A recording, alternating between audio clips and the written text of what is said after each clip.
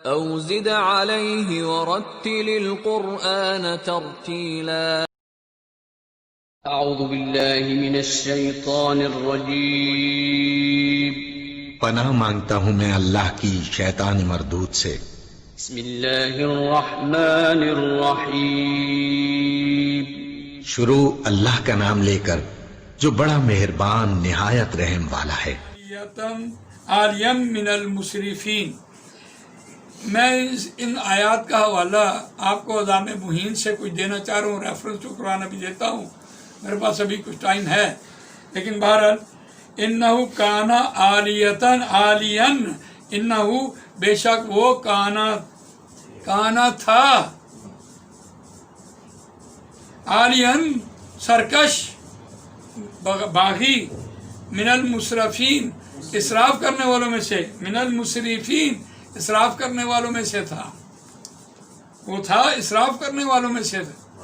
اب دیکھیے، حد تجاوز کر لینا سب سے بڑی بیماری آج کی دنیا میں بھی اسراف ہے، حد سے نکل جانا۔ اسراف ہوتا کیا ہے؟ ضرورت کسی چیز کی ہو اور اس کو زیادہ کر لیا جائے، یہ اسراف ہے، اور کسی چیز کی ضرورت نہ ہو اور اس کو کیا جائے تو وہ تبذیر ہے۔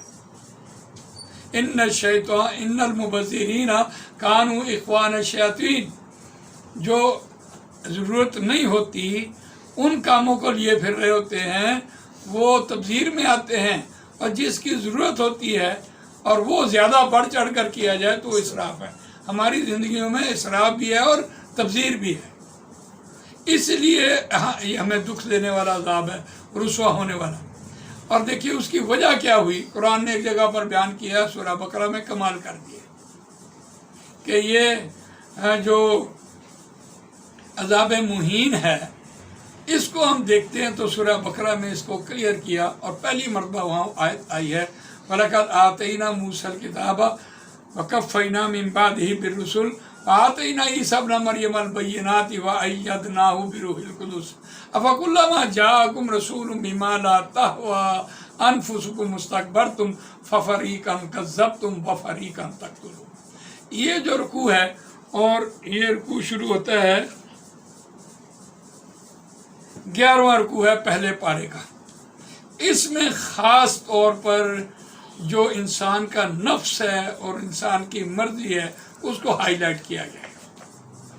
بِمَا لَا تَهْوَىٰ أَنفُسُكُمُ اسْتَكْبَرْتُمْ فَفَرِيقًا كَذَّبْتُمْ وَفَرِيقًا تَقْتُلُونَ وَقَالُوا قُلُوبُنَا غُلْفٌ، انہوں نے کہا کہ ہم پرباش، ہم لبالب ہیں، ہم سیر ہو چکے ہیں۔ اس کی مثال کیسے بنتی ہے؟ آپ کسی کو آج دین کی دعوت دیں، کہے گا اپنی بات اپنے پاس ہو کر سانو سارا کچھ پتہ ہے۔ یہ ہے پرباش کی ایک پہچان۔ تو جب انہوں نے یہ نبیوں کے بارے میں یہ بات کہی کہ ہمارے دل بھرے ہوئے ہیں، بس پرباش ہیں، ہم گلاب چڑھے ہوئے ہیں، ہم پردے میں، سارے ترجمے اس کے آ جاتے ہیں، لیکن بہترین ترجمہ ہے پرباش، ہم بھرے ہوئے ہیں، لبالب ہیں، ہم سیر ہو چکے ہیں، ہمیں کسی چیز کی مزید ضرورت نہیں ہے۔ جب معاشرہ اس سطح پر پہنچتا ہے کسی کی بات سننے کے لیے تیار نہیں ہوتا، تو آج ایسا ہے نا، کوئی کسی کو نہیں پوچھتا قرآن پڑھا ہے، پڑھا نہیں پڑھا، نماز پڑھی ہے یا نہیں پڑھی، گونگے بہرے چل رہے ہیں، بس ٹھیک ہے، صبح ہوتی ہے، شام ہوتی ہے، اسی طرح چل رہا ہوتا ہے۔ تو وہاں یہ بات کہی، تو آگے بات کہی جا رہی تھی وَقَالُوا قُلُوبُنَا غُلْفٌ، تو اللہ نے آگے کہا بَل لَعَنَهُمُ اللَّهُ بِكُفْرِهِمْ فَقَلِيلًا مَا يُؤْمِنُونَ، بڑے تھوڑے ہیں جو ایمان لاتے ہیں، اللہ نے ان پر لعنت بھیجی ہے ان کے کفر کی وجہ سے۔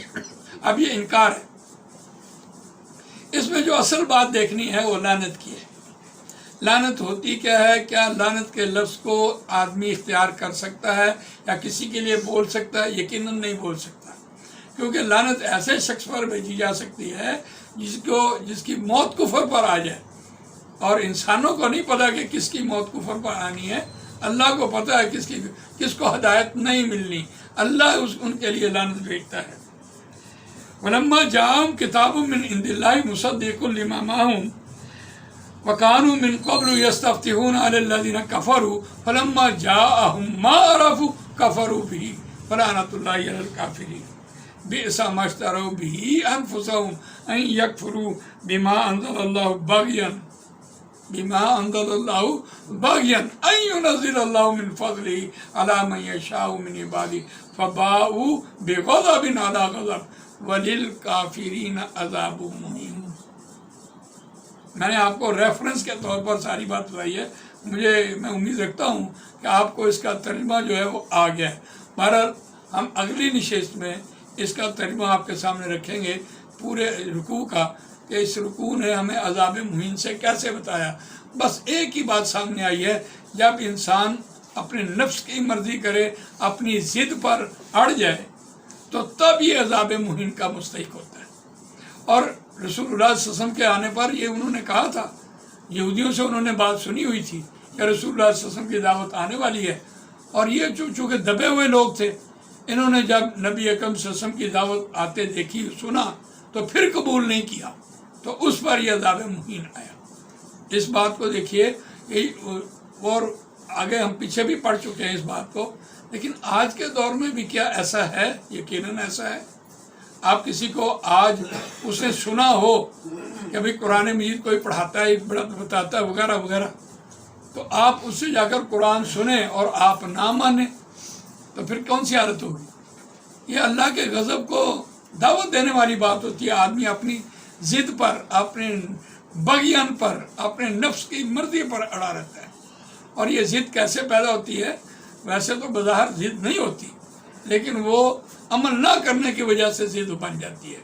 मैं दफ्तर से आया हूँ थका आ रहा, और घर आया हूँ, असर की अजान हो गई है, और मैंने कहा चलो जी कारी पढ़ लेंगे, चलो खैर है, कोई बात नहीं, नमाज अल्लाह माफ़ी कर देगा। वैसे तो मुझे हुक्म था कि अजान सुनिए तो मस्जिद में पहुँचो। अब मैंने अपनी मर्जी पे नमाज नहीं ना पढ़ी, तो बस ठीक है। अब किसी ने कहा कि पढ़ी क्यों नहीं, तो उस पर ज़िद आ गई। तो ये होती है ज़िद की वजह से अल्लाह ताला साफ साफ कह रहा होता है कि गज़ब पर गज़ब का मुस्तहिक हो जाता है इंसान।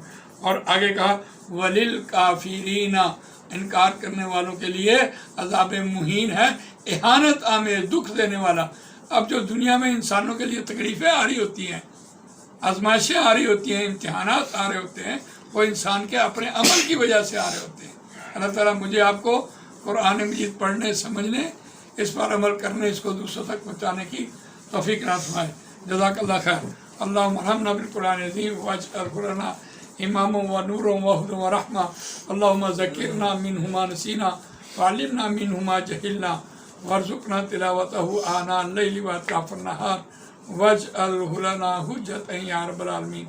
रब्बना तक़ब्बल मिन्ना इन्नका अंतस समीउल अलीम व तुब अलैना इन्नका अंतत तव्वाबुर रहीम।